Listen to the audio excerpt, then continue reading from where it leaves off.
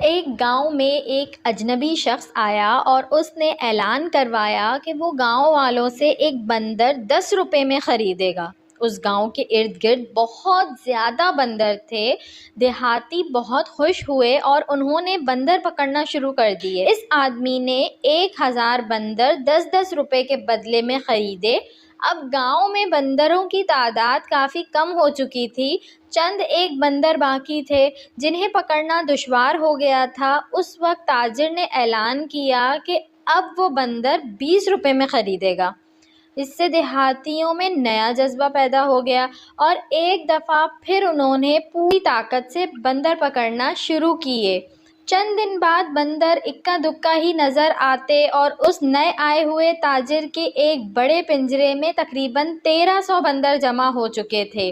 جب تاجر نے بندروں کی خریداری میں سستی دیکھی تو اس نے فی بندر 25 روپے مقرر کیے اور اگلے دن قیمت 50 روپے کر دی۔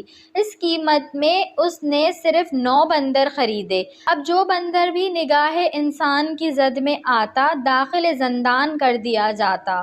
اس کے بعد وہ کام کے سلسلے میں کسی دوسرے شہر چلا گیا اور اس کا اسسٹنٹ کام سنبھالنے لگا۔ اس کی غیر موجودگی میں اس کے اسسٹنٹ نے دیہاتیوں کو جمع کر کے کہا، اس بڑے پنجرے میں تقریباً 1450 جانور ہیں جو استاد نے جمع کیے ہیں۔ میں ایسا کرتا ہوں کہ تم سب کو سارے بندر 35 روپے فی بندر کے حساب سے بیچ دیتا ہوں۔ جب استاد آئے تو تم اسے 50 روپے میں بیچ دینا۔ دیہاتی بہت خوش ہوئے اور انہوں نے ساری جمع پونجی خرچ کر کے بندر خرید لیے۔ لیکن اگلے دن کچھ ایسا ہوا کہ انہوں نے نہ کہیں تاجر کو دیکھا نہ ہی اس کے اسسٹنٹ کو، بس ہر جگہ بندر ہی بندر تھے۔ وہ کہتے ہیں نا کہ جب تک لالچی موجود ہیں ٹھگ کبھی نہیں مرتے۔